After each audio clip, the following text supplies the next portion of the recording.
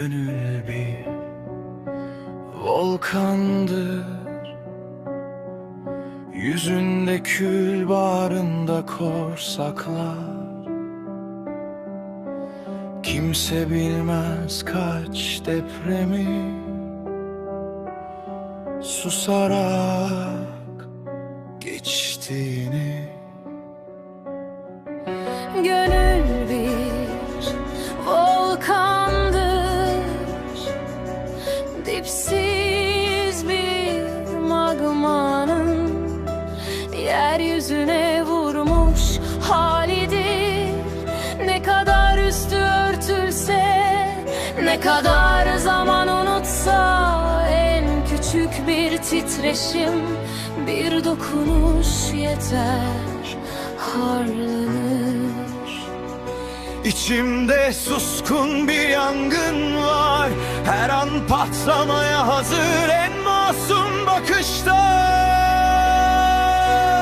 en kuru kelimede ansızın püskürür lavlar. Her volkan aslında bir gönül, her gönül sönmeyi bilmez. Kaç depremi susarak geçtin, şimdi bir dokunuşa değer. Bir cümle düşer avucuna, dün sandığın yerden. Bir yüz döner kapı önünde ve eski sızı kalkar yerinden. Sen de dersin geçer, ama geçmez. Çünkü bazı yaralar adını bile saklar.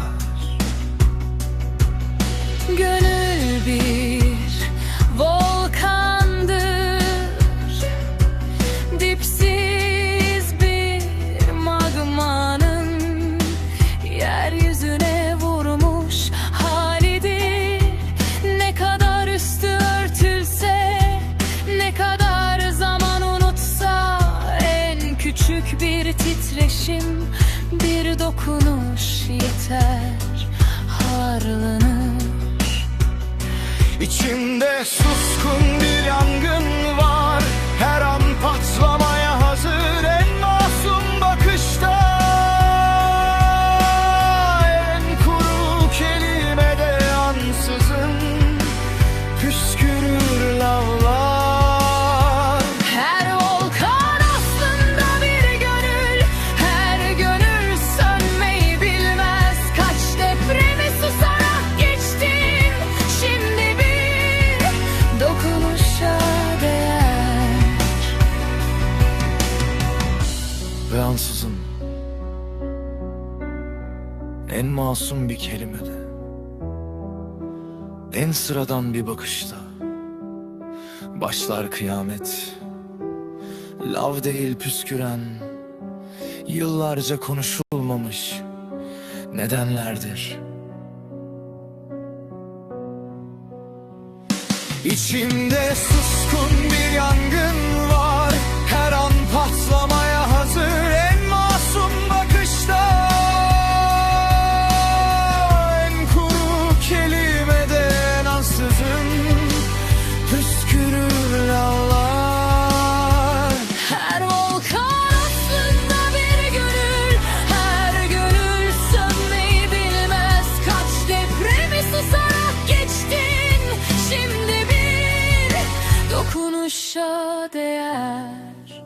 Gönül bir volkandır, sönmez, susar susar ama unutmaz. Unutmaz ama bekler, bekler, ta ki dokunan biri çıkana dek.